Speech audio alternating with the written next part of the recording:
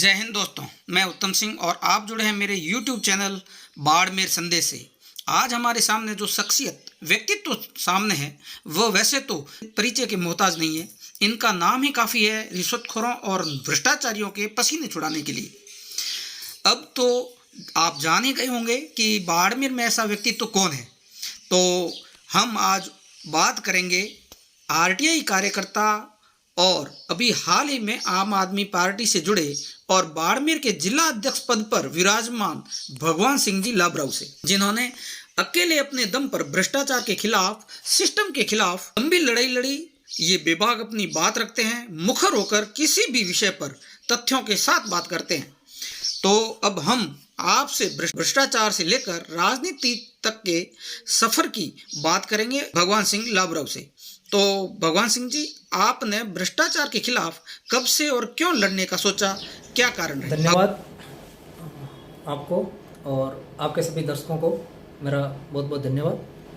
मैं RTI के तौर पे अगर काम देखा जाए तो मैं शुरुआत में मेरा 2009 में मध्य प्रदेश के अंदर पहली मेरी RTI लगाई हुई थी।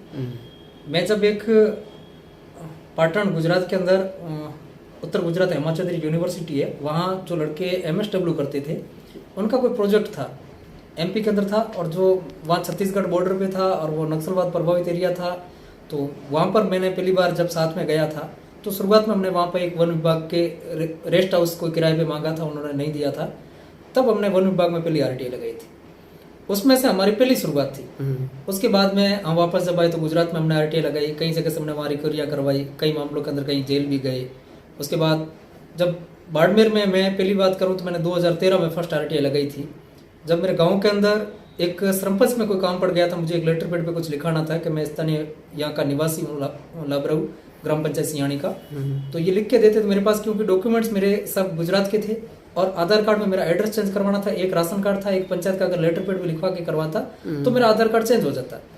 तो मैंने सरपंच पुत्र के पास में गया, ग्राम विकास अधिकारी के पास गया, तो उन्होंने पहली बार मुझे इस काम में भी सहयोग नहीं किया था, लिख कर देने से मना कर दिया था। जबकि सरपंच पुत्र मैं 6ठी और 7वीं में, हम शुरुआत में 2 साल तक एक ही साथ एक ही क्लास में पढ़े थे, फिर भी उन्होंने मना किया। उन्होंने कहा हम आपको जानते नहीं। फिर मैंने पहली बार पहचान बनाने के लिए पंचायत में एक RTI लगाई थी। उसके बाद उसको वापस सामाजिक दबाव में लेकर के मुझे निरस्त करवानी पड़ी उस RTI में। तब मैंने उसमें जो लैंग्वेज लिखा था, जब पंचायत समिति हमारा बाड़मेर लगता था, अब तो रामसर है, तब मैंने लिख के दिया था मैं सामाजिक दबाव में आकर मानसिक रूप से परेशान होकर के इस RTI को मैं निरस्त करवाना चाहता हूँ। अगर कानूनी प्रावधानों के अनुसार हो सके तो इस आवेदन को निरस्त किया जाए, और उसमें मैंने रिसीव ले लिया था। अच्छा, आपने मतलब बहुत सारी RTI लगाई और आप बताते हैं कि पंचायत के अंदर, आप पंचायत की बात करें तो सबसे बड़ा भ्रष्टाचार अगर देखा जाए तो ग्राम पंचायतों के अंदर होता है। इसको लेकर के क्या कहोगे? देखिए, पंचायत के अंदर बात करें तो मैं RTI में 2009 से लगाता था, लेकिन मैं लगातार 2020 तक आया, तब तक सिर्फ मैं RTI की जानकारी थी मुझे। पंचायतों में क्या होता है मुझे पंचायत राज एक्ट की जानकारी नहीं थी। जब मैं 2020 में जब मैं सरपंच का इलेक्शन फाइट किया, तब मैंने पंचायत राज एक्ट को पढ़ा। दिन में मैं पूरा दिन फील्ड करता था, 13 दिन का टाइम बचा हुआ था, पंचायत में सरपंच के लिए पूरी तैयारी में लगा हुआ था। दिन में फील्ड में भागता, लोगों के बीच में जाता था और रात को मैं पंचायत राज एक्ट पढ़ता था कि अगर पंचायत में अगर मैं विजय भी हो गया, जीत भी गया, तो भी मुझे क्या काम करवाना पड़ेगा, एक्ट क्या कहता है, अगर वाकई में इसको काम करने जैसा है या नहीं है, पंचायत के पास क्या क्या पावर है। मैंने उस पावर को पूरा पढ़ा, मैंने उस एक्ट को पूरा पढ़ा, तब मुझे पता चला कि यहाँ पंचायत के अंदर एक मिनी संसद है। पंचायत के अंदर अगर चाहे तो किसी बड़े अधिकारी की हैसियत नहीं होती है कि वो अंदर एंटर हो जाए, ठीक है, इतना पावर है उसके पास। लेकिन फिर भी गलत करने वाले जो होते हैं, लोगों के पास में जब लगता है भ्रष्टाचार करने में वन विभाग है सबसे टॉप पर है, PhD है, नगर परिषद है, सब है। पंचायत क्या रहता है कि लोकल बॉडी है, वो ग्रामीण के अंदर होते हैं, लोग होते हैं, पंचायत के अंदर हर कोई RTI लगाते हैं। और नो डाउट घोटाले होते हैं। घोटाले कहाँ का पंचायतों में होते हैं? सबसे पहले फर्म लगाने में, जब टेंडर लगता है तो टेंडर में इनका पूरा घोटाला होता है।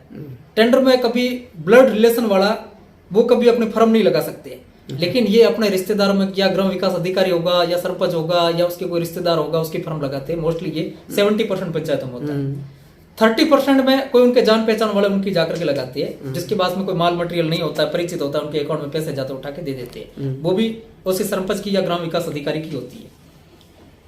तीसरा ग्राम पंचायत के अंदर अगर कोई भी प्लान बनाना होता है बिना ग्राम सभा के वो नहीं कर सकते। ग्राम सभा का नियम होता है 10% वोटर वहां होने जरूरी है। जब तक वो वोटर नहीं होते तब तक वो ग्राम सभा नहीं होती है। 10% से अगर 2 वोटर भी कम अगर है, एक भी है, तो कोरम पूरा नहीं माना जाता है। तो ग्राम सभा है वो निरस्त हो जाएगी।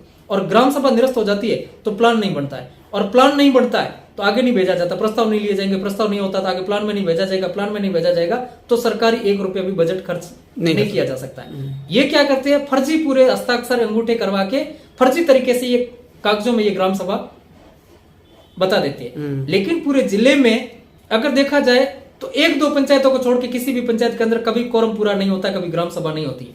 ये पूरे के पूरे फर्जी हस्ताक्षर होते हैं। ये कार्रवाई रजिस्टर, अगर बैठक रजिस्टर मांगते हैं पंचायत की तो उसमें पूरे फर्जी साइन है, कूट रचित दस्तावेज, हम सबको जेल जाना पड़ेगा, मैं दावे के साथ कहता हूँ। तो इसमें ये पूरा एक फर्जी बड़ा होता है। दूसरे क्या करते हैं कि ये जैसे नरेगा के अंदर कुशल श्रमिक और अकुशल श्रमिक, कुशल श्रमिक मतलब मेट होता है या कारीगर होता है, और दूसरे होते हैं अकुशल होते हैं। तो ये क्या करते हैं, नरेगा में मजदूरी करते हैं, उन्हीं लोगों को कुशल कारीगर बता दिया। सामान्य एसएफसी और एफएफसी या एमपी एमएलए लैंड में जो काम होता है उसमें भी कारीगर कौन होता है, जो सरपंच का निजी व्यक्ति होता है, उनका ही होता है, क्योंकि उनके खाते में पेमेंट आते हैं। मतलब एक ही दिन में 2-2 जगह इन्होंने मजदूरियां कर रखी है। ऐसा अनगिनत मामले हमारे पास पड़े, लेकिन किस किस के खिलाफ कार्रवाई करें। सही बात। बाड़मेर प्रशासन की बात करें, राजस्थान में भी है, बाड़मेर की बात करें, जो व्यक्ति जेल में 2019 में गया, 2021 में उसने मजदूरी किया, उसके अकाउंट में पैसे चले गए, हमने उसके लिए जिला परिषद में शिकायत किया और वापस हमने पुलिस में अगर इसका एफआईआर दर्ज करवाने के लिए लिखित में जवाब क्या देते हैं कि साहब हमने उसे रिकवरी कर दिया। रिकवरी किया किससे, वो जेल में बैठा है तो मजदूरी किसने किया, उसके खाते में पैसा गया होगा, आपने कैसे रिकवरी किया, उसने तो मजदूरी मांगा ही नहीं था। मिस्ट्रोल चलता है तब तक रोज का प्रतिदिन उनका हस्ताक्षर होता है, तो फर्जी साइन किसने किया। अब रिकवरी करने से क्या होगा, आप जो गलतियां हैं जानबूझ के कर रहे हैं उनकी कोई कार्रवाई नहीं होती है। ऐसे पंचायतों में नीचे से लेकर, नीचे तबके से, पंचायत लेवल से लेकर के सचिवालय तक इनके घोटाले होते हैं। और इन पूरे घोटालों के अंदर पूरा अगर कार्रवाई देखे तो ये पूरे घोटाले करके पूरी इनकी मिलीभगत होती है। तो देखा जाए तो जितना नॉलेज एक वकील को नहीं होता है, उससे ज्यादा आपने इस एक्ट के बारे में पूरा गहराई से आपने एक एक धाराओं को, मतलब आपको मुख जबानी तक याद है, तो इतना गहराई में उतरने का कारण क्या रहा। देखिए, मामले जब होते हैं कई बार हमारे भरोसे पे रहते हैं। अगर कोर्ट के केस, मेरे खुद के खिलाफ 10-11 मामले दर्ज है, मैंने खुद ने भी कई भ्रष्टाचारियों के खिलाफ प्रकरण दर्ज करवा रखी है। तो हम जब दर्ज करवाते हैं तो कई बार हमारे को वकीलों के भरोसे पे रहा जाता है, तो उसमें जो हमारे खिलाफ क्या एलिगेशन है या हमने क्या एलिगेशन लगाया उतना वकीलों को पता नहीं होता है। और मोस्टली वकील पूरी कभी फाइल को 90% नहीं पढ़ते, वो 10% मोटा मोटा वो देखते हैं। हमने क्या किया कि हम जिस मामले में जाते हैं तो पूरा उसको पढ़ने का प्रयास करते हैं और उसको समझने का प्रयास करते हैं इस मामले में क्या हो सकता है।